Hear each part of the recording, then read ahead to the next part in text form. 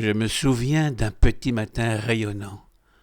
C'était l'heure des promesses parfumées de la vie, juste après le bol de chocolat fumant et des tartines de ma grand-mère ravie. Et dehors, impatient, mon ami m'attendait. C'étaient les vacances et la campagne riait. Il rêvait autant que moi, conscience éphémère. Nous étions alors que deux gamins lunaires. Nous étions partis à l'aventure ensoleillée, courant les criquets et les cétoines dorées.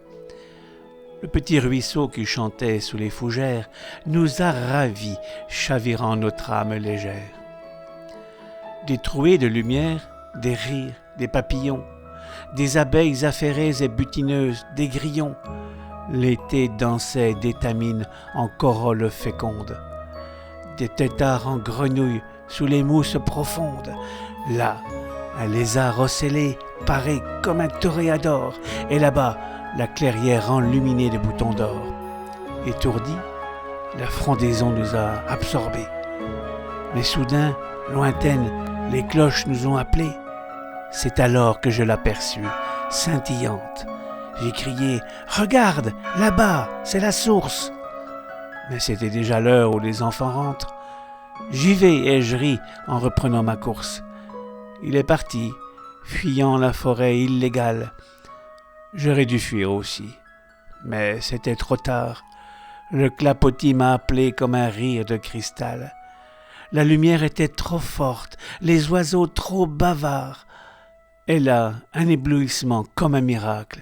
Les gros rochers moussus, le susurrement de l'eau, le ramage symphonique et cathédrale là-haut.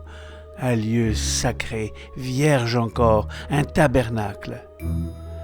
L'âme baignée, les pieds dans l'onde transportés, à suivre le ballet fantasque des libellules bleutées, le frissonnement des grands saules argentés, la source a eu raison de moi, pauvre égaré.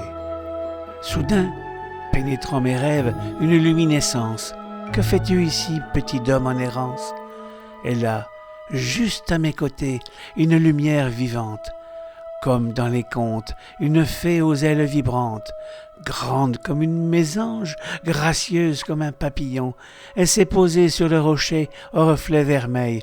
Sa robe scintillante avait des ocelles de pan. Et ses yeux étincelaient comme des soleils. « Tu me vois donc, me dit-elle, étonnée aussi. Je n'étais qu'un enfant, porté par l'innocence. Alors ton âme est ingénue, n'aie pas de soucis. Je vais te dire des secrets, comme une opalescence. Pourquoi m'a-t-il dit ces choses extraordinaires? Elle me dévoila les mondes invisibles et brumaires, les petits peuples de la nature, ses congénères. Pourquoi moi, simple petite luciole lunaire? Elle m'a enseigné les arcanes de la nature, dévoilé l'occulte utilité de leur race. Ils sont les bergers obscurs, pourtant pleins de grâce, guidant les errances de tant de créatures.